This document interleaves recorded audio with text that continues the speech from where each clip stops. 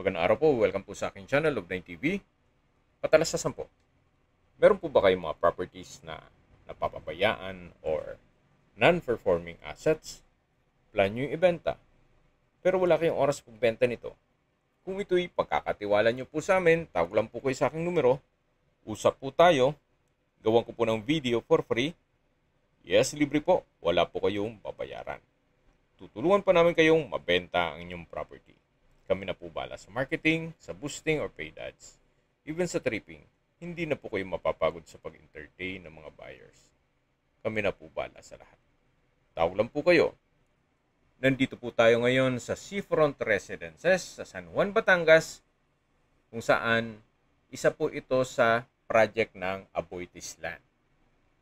May kabuang sukat ng lupa po ito na 43 hectares na beach community.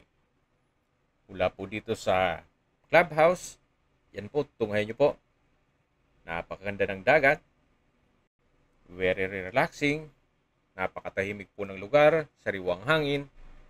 At sa klima naman po, banayad lang. Hindi naman siya ganun kainit at hindi naman ganun kalamig. Ito po yung swimming pool at yan po yung clubhouse. Meron din pong basketball court. At mula po sa mga kabahayan, ay meron pong daan papunta dito sa mismong dagat o sa clubhouse. Tungkol naman po sa security, safe na safe po kayo dito. Gawa ng meron din pong 24 hours roving guards dito sa loob ng subdivision. At ito pong subdivision ay along the highway. Kaya accessible din po ito ng public transportation. Punta na po natin yung property ni Madam at Sir. Dito po sa in-between ng mga bahay, especially sa likod, ay meron din pong parke. O pwede rin maging playground ng mga bata. So, in-between ng mga kabahayan, ay meron pong open space na pwede pong gamitin ng mga residente. So, kaya napakaaliwalas po, gaya po nitong nakikita nyo o nadaanan natin na pwede pong gawing hangout area. Nandito na po tayo sa property binebenta. May lot area po ito na 200 square meters more or less. At may floor area na 100 square meters. Ito po yung garahe na open lang po siya. Then meron pong concrete fence. Sa likod po niyan ay may bakanting lote pa na pwede pong pa-landscape at lagyan ng garden set. Ang kagandahan po dito sa property ito ay possible din pong maging income generating. Gawa ng pwede pong gawing staycation business. Or ipasok nyo sa Airbnb para kontrolado nyo ang booking nito. Ang rate po pag peak season ay 10,000 per night. Then kung ordinary days naman ay 10,000. Yan po yung pasad. At ito po yung tinutukoy ko na garahe na kakasya ang dalawang sasakyan. Kahit po van or SUV, kakasya po. Meron pong mga corner glass window sa taas nito. At may steel gate naman po dito papunta sa service area hanggang sa likod ng bahay.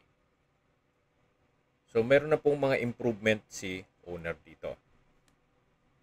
At hindi lang po doon, lahat pong gamit na nakikita nyo pero sa personal staff nila ay kasama. Opo, fully furnished po itong bahay. So ito po yung tinutukoy ko na open space. Then yan po yung concrete fence na naka-stucco finish. Then may mga ornamental plants rin po. Ito pong covered land ay isa po yan sa improvement ni owner. Hanggang dun yan sa may access gate papunta sa likod ng bahay. Ito po yung corner side nitong pasad at modern design na rin po. So dito po sa baba ay meron pong corner glass walls and sliding glass door. Naka-tile flooring na rin po dito. At ito pong solid wood na table and bench chair ay kasama po yan. Ito po'y halos bago pa. Kaka-turn over lang po nito at hindi naman nila natirhan o napaupahan. May mga pagbabago lang sa kanilang plano, kaya ibebenta na lang muna nila ito. Ito po yung access na gate na papunta dito sa likod ng bahay. Ito po yung tinutukoy ko na hangout area o open space. Hanggang dun po yan sa dagat. So, ganun po kaganda itong disenyo nitong subdivision, ay may bakanting espasyo para pwedeng gawing hangout area. Hindi na po kailangan pumunta sa parks and playgrounds. Then balik po ulit tayo dito sa loob. Tunghayan niyo po ulit itong covered lanai na halos kakagawa lang din po nito. Then ito pong solid wood table and bench chair ay kasama po. Ito po yung sliding glass door na papasok naman dito sa loob mismo ng bahay. Samahan niyo po ako, pasok po tayo at welcome po dito sa property ni Madam at Sir. Ito po yung living area o salas. Then meron pong split type aircon. Then multiple lights na chandelier. May TV. So ito po'y hindi rin nagagamit po yan. Gawa ng sa Manila po sila nakatira. Then naka-tile flooring na rin po ito. Then may flute type design itong wall. At ito naman po yung dining area. Ito pong dining area ay malaki din ang espasyo. Sa dulo po ay yung corner glass window. Then meron pong wall-mounted na wooden rack na may pass-through window. So, ito naman po yung hallway na papunta sa mga kwarto. Kung meron man po kayong PWD or senior citizen sa pamilya, ito pong kwarto na to ay para sa kanila. Para hindi mahirapang pumunik pa sa second floor. So sa spasyo, sakto lang. Hindi naman siya ganun kaliit at hindi naman ganun kalaki. At dito naman po ay meron pong maliit na stock room sa side na to. So hindi natin mabuksan kasi may mga personal na gamit si owner. At paglabas nyo po, meron po ditong common toilet and bath. Naka-sliding door. Lahat pong toilet fixtures ay halos bago pa. Then sa dulo ay meron pong glass wall na nag-serves as natural sunlight. Dito po sa taas ay meron pong exhaust fan. Then naka-flute type design itong wall. At meron pong wall-mounted wooden rack.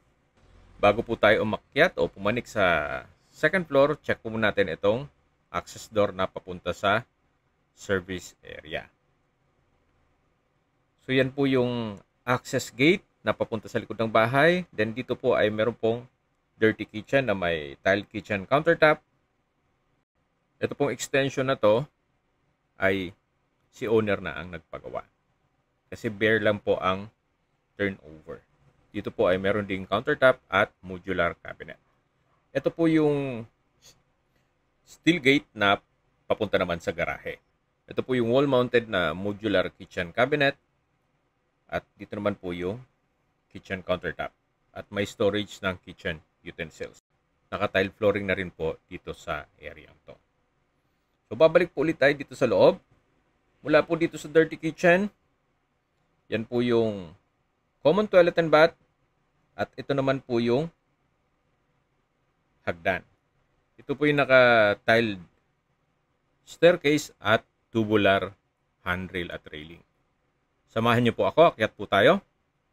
So dito po sa staircase wall ay pulido din ang pagkapintura. Nandito na po tayo sa hallway. High ceiling din po itong second floor. Dito po sa hallway ay meron pong sliding glass window na nag-serve as natural sunlight din dito sa area. Check po natin itong second bedroom. Sa spasyo, malaki naman siya. May corner glass window, may wall-mounted wooden rack, may split-type aircon, high ceiling, at naka-tiled flooring na rin po ito. So, ito po yung pangalawang kwarto. Then, labas po tayo. Dito naman po yung pangatlong kwarto. Stainless po itong doorknob. Then sa spasyo, malaki din po siya. Naka-tile flooring. May wall-mounted wooden rack. Pulido din ang pagkapintura. At may split-type aircon. At may bed box and mattress. So, yan po yung pangatlong kwarto. Labas po ulit tayo. Ito naman po yung common toilet and bath. Sa toilet fixtures, maayos. Naka-tiled bathroom wall. Then may portion na naka-flute type design. High ceiling. Meron pong exhaust fan. May vanity mirror. Wall-mounted wooden rack. Water closet with bidet. Dito naman po yung overhead shower. Then meron din pong bathroom window na nag-serves as natural sunlight din po yan. So, ito po yung second na toilet and bath. Ito naman po yung fourth bedroom. Mas malaki po itong fourth bedroom. Then, may corner glass window. May bed box and mattress. May split-type aircon. Naka-tile flooring. Pulido din ang pagkapintura ng ceiling at wall. May ilang painting din po. At meron din po itong sariling toilet and bath. Na maayos din po ang toilet fixtures. May bathroom countertop. Stainless faucet.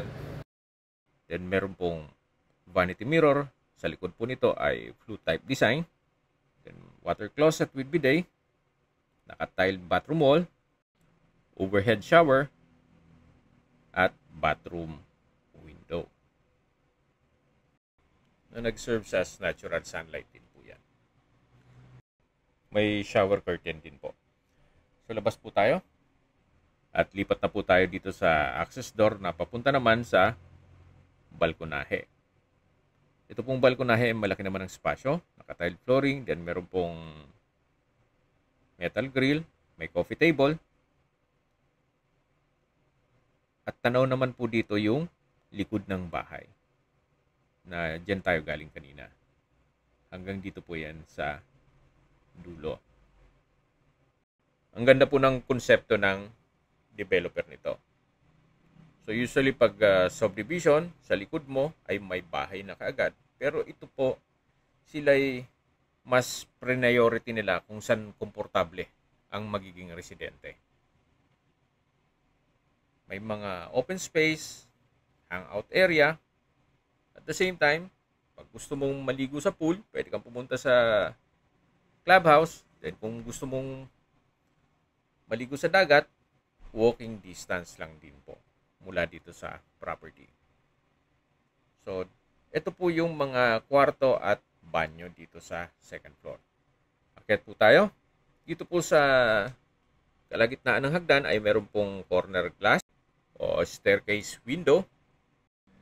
Ito naman po yung access door na papunta naman dito sa view deck. Then naka-tile flooring na rin po ito. May metal railing dito sa dulo. Mula po dito, matatanaw nyo naman yung dagat. So may ocean view din po siya. Yan po, napakatahimik ng dagat ngayon. At hindi lang po doon, hindi lang ocean view, kundi meron din po itong mountain view. Dito naman po ito sa kabilang side. So may ilang mga ginagawang bahay pa po dito. So ito naman po yung tinutukoy ko na mountain view. At yan po sa area yan yung main gate at yung highway na mismo. So marami na rin pong mga kabahayan dito. Ito po'y develop na. So, bababa po tayo. At habang pinagmamasdan nyo po itong kapaligiran, summarize ko lang po sa mga nag-skip ng video. Ito pong property ay nasa seafront residence dito po sa San Juan, Batangas. Ito po'y isang proyekto ng Aboitiz Land na beach community. Ang kabuang sukat ng lupa po nitong subdivision ay 43 hectares. Kompleto po ang amenities gaya ng clubhouse, seafront town plaza, basketball court, swimming pool, at meron pong 24 hours security. May lot area po ito na 200 square meters at may floor area na 100 square meters.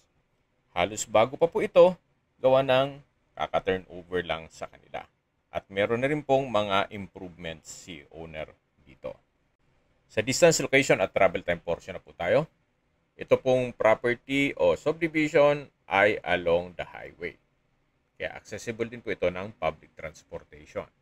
Mula po sa bayan ng San Juan, Batangas, ang distance is 10.5 kilometers at ang travel time is 15 minutes. Kumpleto na po doon gaya ng banks, schools, church, public market, remittance center, groceries, convenience store, at iba pang business establishments. Mula naman po sa San Juan Doctors Hospital, ang distance is 11.5 kilometers at ang travel time is 16 minutes. Yan po yung lagi kong binabanggit sa inyo na dapat nyo i-consider sa paghanap ng property, yung meron pong malapit na hospital. Hindi ko naman po sinasabing sakitin kayo, yan naman po yung for emergency purpose lang naman. Kung manggagaling naman po sa Lipa City, ang distance is 43 kilometers at ang travel time is 1 hour and 2 minutes. Mula naman po sa Manila o sa airport, ang distance is 118 kilometers at ang travel time is 2 hours and 9 minutes. Okay, sa presyo na po tayo. Mula po sa 20 million pesos na original price, nag-markdown price na po si owner sa 15.8 million pesos net. Pero hindi na po kasama ang mga kagamitan. Bare lang po na house and lot. Kung may mga katanungan po kayo, tawag lang po kayo sa aking numero. At sa mga kababayan naman natin na sa ibang bansa, meron po akong Telegram. Sa mga iPhone user naman, may iMessage. Meron din pong Imo, Skype, Viber at WhatsApp. Same number lang po, 0917-316-3399. Sa mga nagtatanong naman po ng aming Facebook, meron po kaming Facebook page na Nov9TV at Facebook Real Video. Meron din pong TikTok at Instagram. May ibang YouTube channel po kami na The Nov9TV Channel, Nov9TV Listings, Nov9TV On The Spot, at Nov9TV Updates. Sana po naibigyan nyo ang video presentation. Paki-like and subscribe na lang po sa aking channel para ma-update din po kayo sa aking future listings. Kung sakali po hanap nyo yung mas malaking sukat ng lupa, meron din po kami ibang listings na pwede nyong pagpilian. Huwag po kayong mag-atubiling tumawag sa amin, then let us know your budget para malaman namin kung anong property pwede namin alok sa inyo. Sa lahat pong viewers, subscriber, at nagtiwala po sa amin, salamat po sa suporta. Ingat po kayo lagi at yung pamilya. Maraming salamat po.